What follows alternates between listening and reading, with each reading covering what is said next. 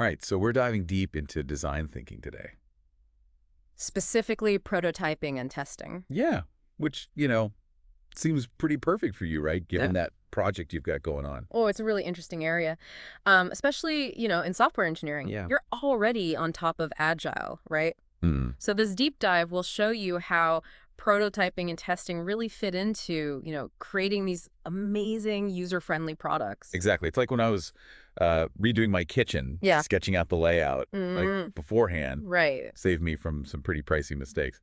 So in software, that's where prototyping comes in, right? Yeah. Building this preliminary version just to, test your ideas before going all out, full steam ahead. Yeah, all about, minimizing risk, maximizing user satisfaction. Like Yeah. imagine like spending months developing this complex app, right? Mhm. And then you realize like, oh, the navigation's clunky or users just can't find, any of the key features. Well, that's a nightmare. Right, a total developer nightmare. Yeah. That's why prototyping is just so important, right? Mm. Yeah. It's like, creating a blueprint but for your software helps you actually visualize your ideas, identify any potential issues early on, Yeah. and ultimately save, time and money and frustration. Yeah, and getting that feedback early means you can adjust and improve before investing, like tons of resources. For sure. Okay, so we know prototyping is important, but where do we even start with this? What are the different types of prototypes? Oh, well, one way to think about it, right, is in terms of fidelity. Right. Like how closely does the prototype actually resemble the final product?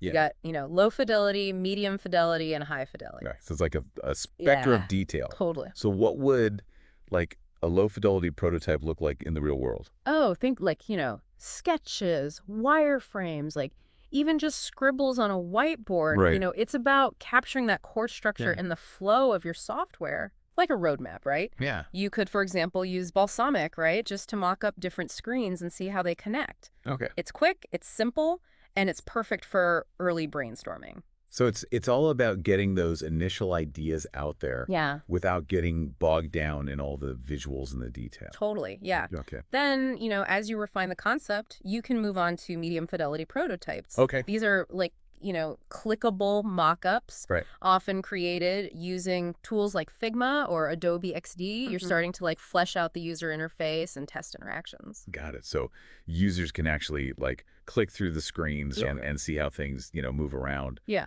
but it's not totally, functional software yet. exactly. Okay.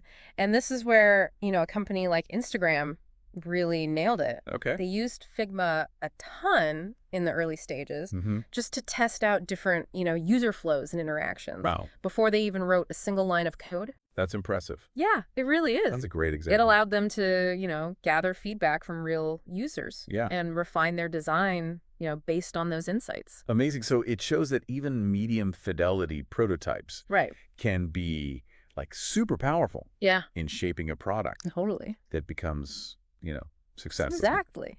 And then finally, we have high fidelity prototypes. Right. These are your, almost real deal versions Gotcha. built with tools like InVision or Axure. Okay. They're visually detailed, highly interactive, Yeah. and perfect for conducting, detailed usability testing. So it's like giving users a sneak peek Yeah. before it even launches. Totally. And I bet that's really valuable for, feedback and ironing out all the kinks. Oh, absolutely. Okay. High fidelity prototypes help you uncover usability issues that might not be apparent in the, earlier stages. Right. So imagine you're designing, that smart city app we talked about.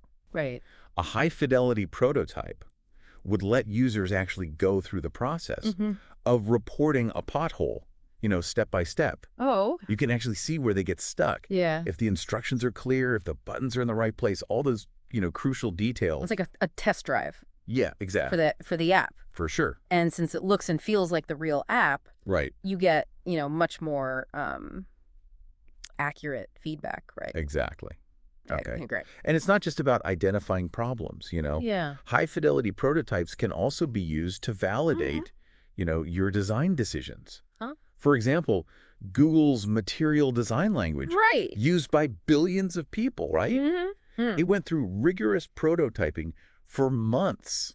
So all those like subtle animations and transitions we see in Yeah. Android apps, Mm-hmm. they were like meticulously tested through all these prototypes. Oh, yeah, they didn't just, like, appear, It Why? was a very deliberate process. It's amazing. Of testing, different approaches, gathering user feedback, and iterating on the design Right. to achieve that like seamless, intuitive experience that Yeah. we associate with material design. It really highlights how prototyping is, like, crucial, Right. even for, design giants like Google. For sure. Okay, so we've talked about, like, the what and the why of prototyping. Yeah. Now let's get into, like, No. how do we actually test these prototypes Okay. and gather, like, all this user feedback? So that brings us to usability testing, Right. which is all about, observing real users interacting with your prototype.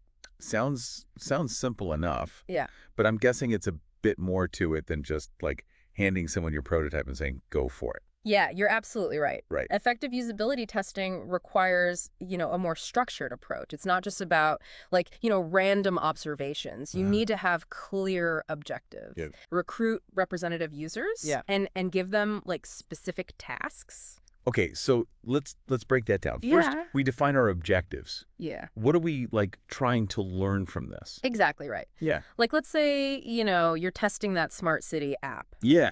You might want to see if users can easily, report a pothole, Okay. track its status, Mm-hmm. understand the different reporting categories. Okay, so you have, like, a specific focus? Exactly right. Yeah. Then, you need to select your users. Wow. It's crucial that they actually represent, your target audience. Okay. It wouldn't make sense to test a smart city app with people who never use their phones or Right. don't live in urban areas. Okay, so you need people who fit the profile Yeah. of your users. Yeah, once you have your users, Mhm. you give them very specific tasks Okay. to complete using the prototype. For example, you might ask them to, like, report a broken streetlight, Mhm. and then you just observe, right, Uh-huh. how they navigate the app, what information they enter, Hmm. whether they, encounter any difficulty. You're not just, like, watching them click around. Right. You're giving them, tasks that align with your objective. Precisely. And as they're performing these tasks, you're, watching, Learn. taking notes, you're looking for patterns. Yeah. Do they get stuck? Do they misunderstand any of the instructions? Mhm.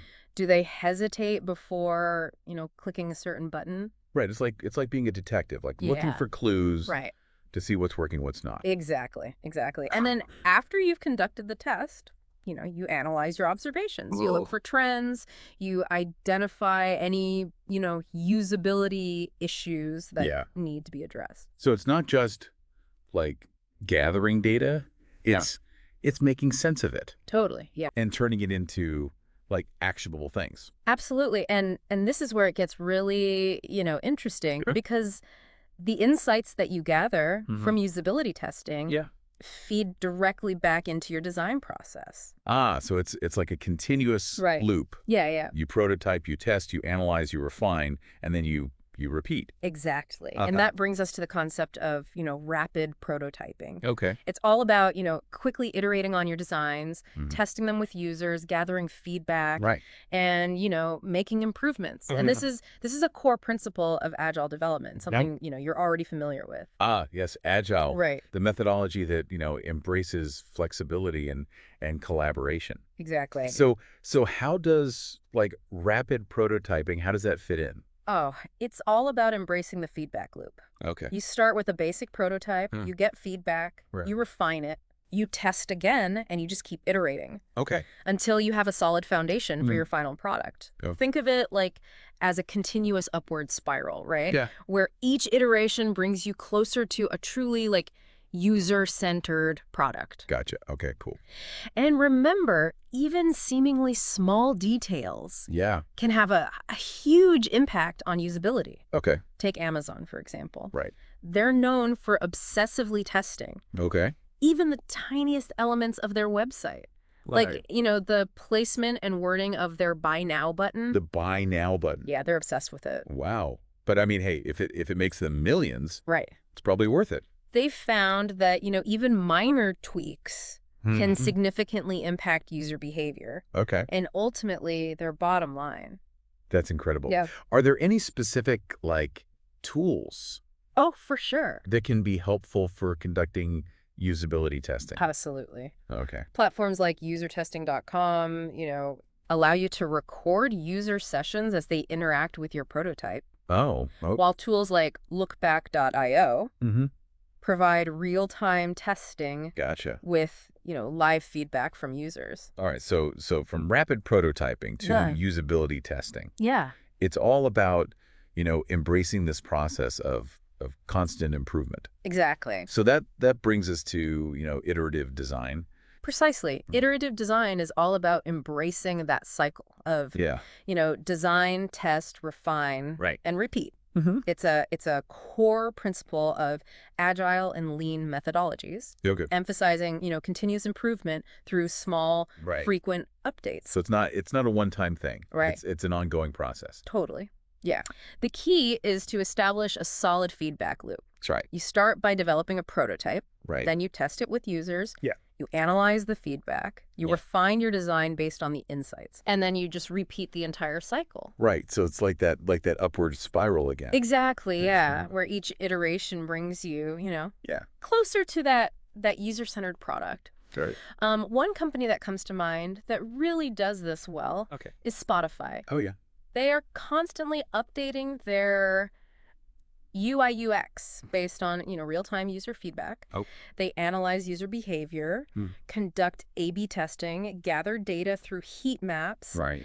They actively, solicit feedback to inform their design decisions. So they're constantly Yeah. evolving For sure. based on, what their users are saying. Yeah, this constant iteration is one of the reasons why Spotify's interface is, so intuitive and user-friendly. That's a great example. Yeah, So with this iterative design approach, right. what are some specific techniques like to gather? There's several Okay. valuable techniques. One common method is, A/B testing, Right. where you compare two versions of a feature and Yeah. see which one actually performs better. Mm-hmm. This is, especially useful Mm-hmm. for optimizing specific elements like Right. button placement or wording. Gotcha. Another technique is, using heat maps, Right. which visually represent user interactions on your screens. Tools like Hotjar and Crazy Egg Right. can show you where users are clicking, Okay. scrolling, and spending, the most time. Mm-hmm. This helps identify, areas of interest Yeah. and potential usability issues. All right. So many like tools and techniques Right. at our disposal. That's amazing. Yeah. This iterative feedback loop seems pretty amazing. Yeah, it can be a game changer. Okay. So let's circle back to like prototypes. Okay. We talked about, different fidelity levels, Right. but like, how do you decide Yeah. when to go, low fidelity or high fidelity? That's a great question. What are the pros and cons? Yeah, choosing the right level of fidelity really depends on, Right. your goals Yeah. and the stage of development. Okay. So, So let's start with like low fidelity prototypes. What Yeah. are their strengths? well, the beauty of low fidelity prototypes, right, is they're Mhm. quick, simple, and inexpensive to create. Right. Perfect for, early stage brainstorming when you're still exploring different concepts and layouts. Right. Think of it like, sketching on a whiteboard. Yeah. You can quickly iterate, discard ideas without investing too much time. Right. So it's about capturing like the essence Yeah, without getting like lost in the exactly. detail. Right. However, Yeah. the downside is Yeah. that low fidelity prototypes lack detailed interactions. Right. You can't really test Yeah. complex user flows All right. or get a true sense of, the final user experience. They're great for like initial exploration, but not so much for like the Well. in-depth testing. Now, on the other hand, Yeah. high fidelity prototypes, Right. they're visually detailed. Yeah. They're interactive. Mhm. They closely resemble, the final product, Right. allowing for more comprehensive usability testing. And since they look and feel like the real deal, Yeah. they're probably good for, presentations. Yeah, absolutely. For sure. They can effectively, communicate your vision, Okay. get everyone on board. Yeah. However, the trade-off is Right. they require more time Yeah. and effort to Yeah. create. Yeah. You might need specialized, software and design skills to actually build a high-fidelity prototype. So there's a balance to strike. For sure. Yeah, between like the speed and the detail. Right. Do you have like any specific examples of what like each type might look like? Oh, certainly. Okay. Imagine you're designing, a mobile app. A low-fidelity prototype could simply be like a hand-drawn sketch of the app layout, right? Yeah. You could quickly draw, boxes representing screens, arrows indicating navigation flow, scribble notes for, content ideas, tools like Balsamiq, pen and paper, or even, wireframe.cc are perfect for creating these like, quick and dirty prototypes. It's all about getting the core structure flow down. Yeah. Okay. Now, for a high-fidelity prototype of that same mobile app, you would use a tool like, Adobe XD to create a fully interactive mock-up. Okay. You would have, visually appealing screens with actual, images, icons, and typography.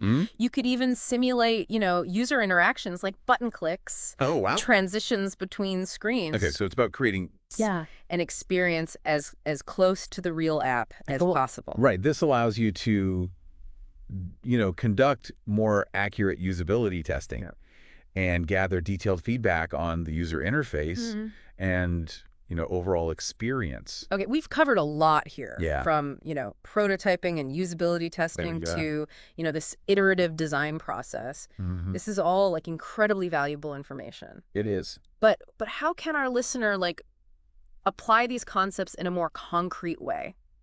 Ooh, I like that. Right. Like what if we give them a challenge? Okay. All right, listener, remember that Smart City app? Yeah. The one, where citizens can report things like potholes and broken streetlights? Yeah. Let's dive into that. Let's do it. Okay. So imagine you're, tasked with designing this app. Yeah. How would users actually report an issue? What information would they need to provide? Right. How would they track the status of their reports? Yeah, and how would you, design the interface to be, user-friendly and intuitive? Think about, the core features, functionalities of this app. Yeah. How would you prioritize them? Take a moment to, visualize the app's interface. Right. Maybe even, sketch out a quick low-fidelity wireframe on paper. Yeah. Just a rough outline. Just an outline of the key screens and how they connect. Right. No need to get fancy, Yeah, exactly. It's amazing how, even a simple sketch can really help solidify your ideas and reveal any potential design challenges. Yeah, exactly. Imagine you've created a basic prototype using a tool like, Figma. Okay. How would you actually conduct a quick usability test with a few friends? Yeah. What specific tasks would you ask them to perform? What questions would you ask to gather, feedback on their experience? It's all about, how real users might interact with it. Totally. Yeah. And identifying, areas that need improvement. This thought experiment, will really give you a practical understanding of how prototyping and usability testing work. Okay. In a real world scenario. Got it. And don't worry if it's not, perfect. Right. Remember, it's all about iteration and improvement. Okay. We'll be back in a moment to dive deeper into this, design challenge and unpack some, key takeaways. Sounds good. This is where it gets really interesting. All right. We'll explore, the nuances of low fidelity versus high fidelity prototyping in more detail. Okay. And discuss the tools that can help you, bring your ideas to life. Right. Sounds good. Stay tuned. We'll be right back.